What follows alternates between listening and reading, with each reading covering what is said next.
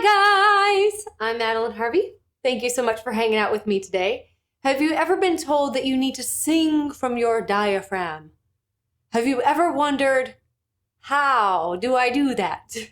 We're gonna break it down in today's video. So if you like today's video, please be sure to give it a thumbs up or click that subscribe button below. I would love to see you here more often. Before we get into that, I just also want to remind you guys that we just launched vocal evaluations on my website. So please see the link below in the description. If you need some help preparing for a performance or an upcoming audition, or if you just need some feedback because you're self-studied, then visit me on my website to learn more about how we can do a vocal evaluation for you. So the video that you're about to see was taken as a clip from a live lesson that was shot earlier today. If you want to watch the entire live and participate in the exercise, then I invite you to click that join button below or the provided link if you're on your phone and become a member of this channel. As a member, you'll have exclusive access to all of our lives that we do every Monday and Thursday at 12 p.m. Central Standard Time. So again, just click that join button. It's only $4.99 a month, and your contribution helps to support our channel. That way we can continue to deliver awesome content for you. You ready to get started? Here we go.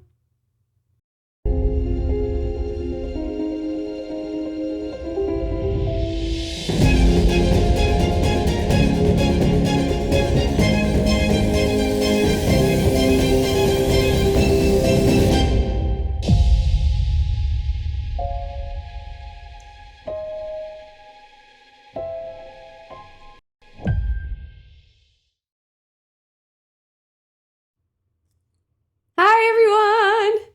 Mabel is chilling out with us today. Happy Thursday! How are we all doing today?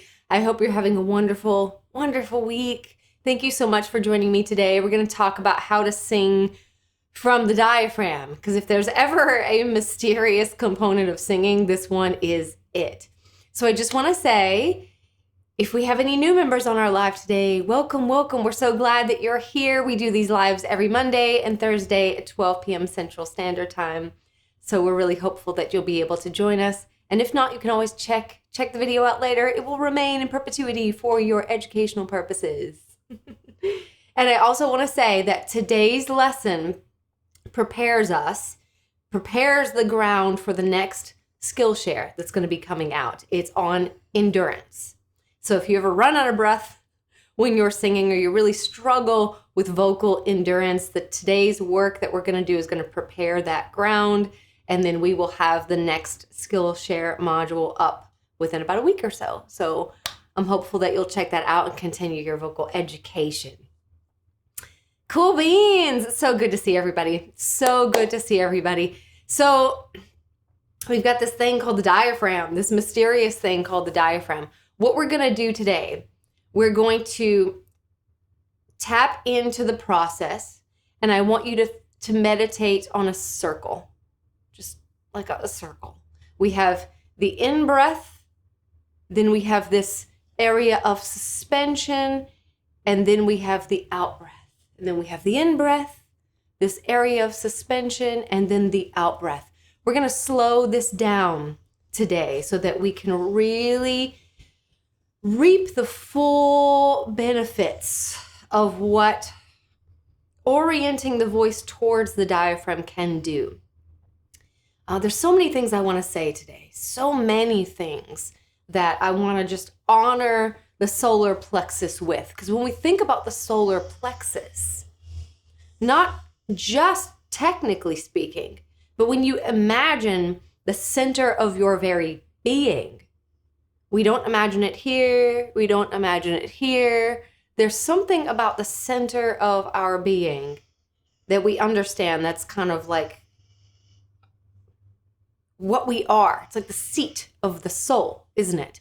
So when a singer sings from that place and is informed by that place, everything that comes from that has a profound effect. Not only for the singer that's experiencing it, but also for the people who are listening. We tend to immediately, I don't want to say the word believe, because people can be deceptive, but we tend to feel it when someone's entire being is behind what they're doing, when they're that committed to what they're doing. So that's the level of work that we're going to get into today. We're going to go very slowly. And I just want to encourage you that it's very slow. It's a meditative experience today, but it will transform your entire voice if you stick with it. I would recommend doing the exercise. We're going to do 2 exercises today. I would recommend doing these consistently as a part of your vocal warm-up until it feels habitual, like muscle memory. All righty, so as a summary, here we go. These are our 3 things that we want to do. In order to be able to orient the voice towards the diaphragm, we have to widen the rib cage, suspend, and then push down. So what do I mean by widen the rib cage? Well, let's go ahead and put our hands right here at the base of our rib cage. And as we normally do, I just want to have us breathe in as if we're slurping some noodles through a straw. When you do this, it will allow your intercostals, the muscles that are under your rib cage, to widen that rib cage, swing it open so that the bottom of your lungs gets the emphasis of the air. So we don't want to go, because that's the top of the lungs. That's the top of the lungs and the back muscles kind of pulling the air in. We don't want to do that. We just want to see that widening and see how they're remaining wide, because I'm suspending. And then when we're ready for exhale, we push down. Now we're going to really break this down. Again, we're going to do it almost in a sort of meditative, super, super slow. That way we can embody and replicate this process. When we start to get nervous, when we start to get scared, the breath is the first thing to go, isn't it? Especially if we're nervous and scared, let's say we're singing in front of someone, the diaphragm tends to be a little spastic, and that's what causes the voice to shake. So if you've ever noticed that you're fine when you rehearse, but somehow when you sing, your voice shakes, the diaphragm is a little spastic. So we want to slow everything down. And we're not just talking about breath. We're talking about the diaphragm as the source of the sound. So pretend that your voice is here today in that solar plexus. So let's go ahead. This is what we're going to do. We're going to slowly try this together. Go ahead and take your hands, put them right on your rib cage. Pull in as if you are slurping that noodle for about 8 counts. Here we go.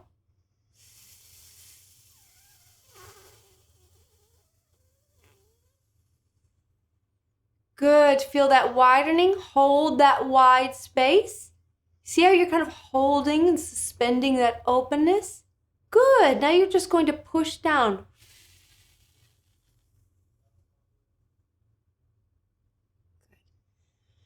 Very good. Very good. Now that is the cycle of the in-breath and the out-breath. Now we've talked about inhale, exhale before. We're doing it slightly different now, simply because we're preparing the groundwork for endurance. So that means that we're toning this process to be able to handle a higher degree of pressure, right? We're looking at our lungs, toning our lungs in the same way that an athlete would tone their muscles. So when we introduced inhale, exhale, we wanted to alleviate most of the responses that tend to restrict the breathing process. We wanted to get rid of those. So now we're taking the breath that you should know, inhale, exhale, as open it up and really relax, and then just exhale as you normally would. You're feeling that process, and we're going to amplify it a little bit. We're going to look at it as the source of our power. Just meditate on that with me today. It's a very simple exercise. We're going to in-breath for 8 counts, and I'll use my metronome. In-breath for 8 counts through slurping through a straw.